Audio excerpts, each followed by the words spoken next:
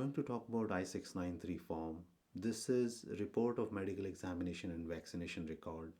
USCIS needs this form to be submitted for every permanent residence application that they receive.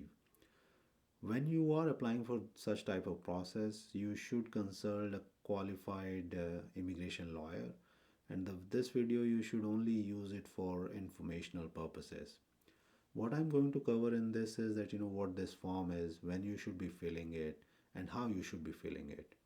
So this form is medical examination and vaccination record. It covers everything about your vaccination or about your medical examination, and a qualified doctor signatures, put his signatures on the form, and that is how, and then they also seal it, and you have to send that sealed packet through your immigration lawyer or directly.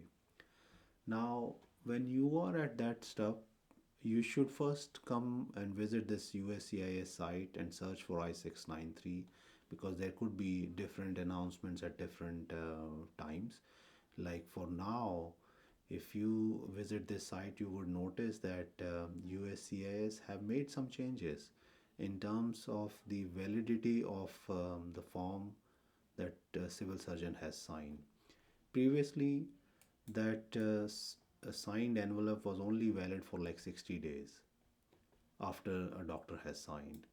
Now they have added a waiver until September 30th, 2022.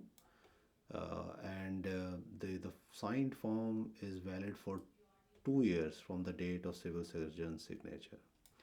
And so now, depending upon when you are filing the form, it might be a good idea to submit I-485 with I-693 rather than waiting for a request for evidence later in the day. Cause getting an RFE and then you going to the doctor and submitting the form adds some bit of delay. It's not a huge amount of delay, but it would still add 4 to 6 weeks worth of time to your process. So you can take advantage of this waiver. And since these things could change, so when you are about to file your application, you should search for I-693 on USCIS site and find out if things have changed. And on this website itself, you would find links for the form and then instructions. You should go through these when you are about to fill, because things keep changing. Like the new form, I have opened it here. So this is the form, and it has several pages. Usually when you book an appointment with the civil doctor, the civil surgeon team, they also have systems to get the information from you and generate this form in an automated manner. That is how it happened for me. But good thing is that you should be prepared what this form is, so that when the civil surgeon has got the document printed, you can look at it and find out if there is any error.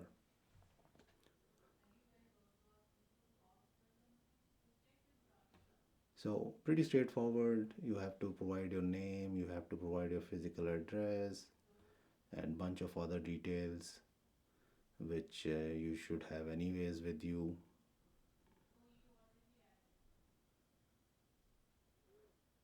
If you are using interpreter, you could add that. And if you are applying through your immigration attorney, then immigration attorney can also add their details here. And then civil surgeon will add a bunch of details which are pertaining to the civil surgeon. And finding which civil surgeon you have to reach out, that information is also available on the USCIS site. You have to go to that particular web page, add in your zip code, and it will give you a list of USCIS doctors.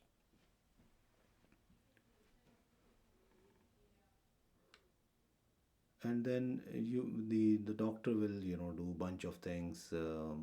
He The main thing is that he would look at your vaccination records. That is somewhere in the page 10.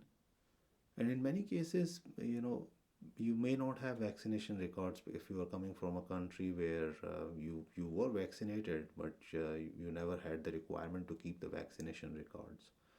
So good thing is that you should prepare in advance. There are some immunity tests that many healthcare providers do, and you can look into this I-693 form and check with the healthcare provider to see that what sort of immunity test that you should do for these vaccines. So any doctor is fine in accepting those immunity records to say that the person has received that vaccine, and so that ways you can be prepared in advance, because if at the time when you are applying and you have to fill up the I-693 form quickly and send it over to USAIS, you may not have good amount of time to get all the vaccines done. So you can prepare for the vaccination records in advance.